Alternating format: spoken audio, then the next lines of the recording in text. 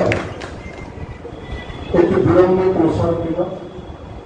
আপনারা জানেন যে গতকালকে পঙ্গু হাসপাতালের সামনে যে রোগীরা তারা পঙ্গু হাসপাতালে চিকিৎসারত আছেন, তাদের প্রতিবাদের কারণে এখানে একটি অস্থিরতার পরিবেশ সৃষ্টি হয়েছিল।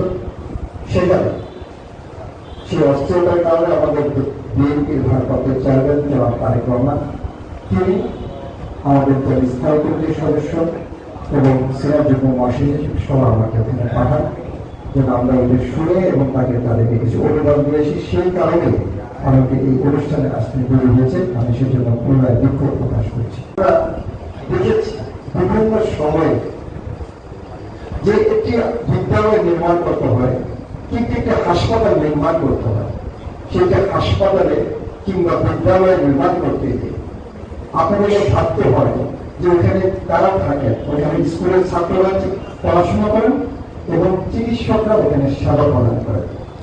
কিন্তু গত সরকারের সময় দেখতে হয়েছে সেই স্কুল নির্মাণে রাজশাহীতে কিংবা হাসপাতাল নির্মাণে রডের পরিবর্তে বাঁশ দেওয়া হয়েছিল।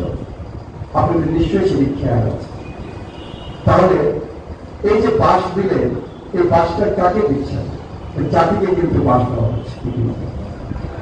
তাই এই ধরনের যারা সরকারের যারা কর্মসূচি পালন করে, সরকার কি পরিমাণ গত এই সরকার ফ্যাসিস্ট সরকার উন্নয়নের নামে কি ধরনের অর্থ বিপাক করেছে সেটি কিন্তু আপনাদের সকলেই জানা।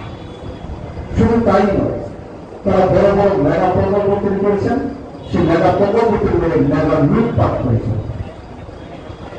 এবং দেখবেন যে এই ধরনের যন্ত্রপাতি কিছু কিনা হয়েছে, সরকারি হাসপাতালগুলোতে যদি যন্ত্রপাতি কিনা হয় তার 10 থেকে 15% যন্ত্রপাতি অব্যবহৃত অবস্থায় পড়ে আছে।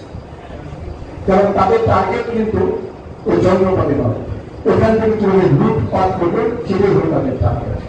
এবং যন্ত্রপাতিগুলো কেন পড়ে আছে?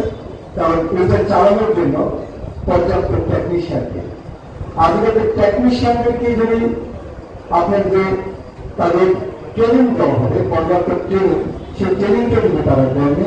সেই ট্রেনিং এর বদলে যাচ্ছেন ওই সচিবালয়ের অধীনস্থ কর্মকর্তা কিংবা ওই মন্ত্রণালয়ের অধীনস্থ কর্মকর্তা কিংবা অধিদপ্তরের কর্মকর্তারা, তারা যাচ্ছেন ট্রেনিং এ, কিন্তু যাদের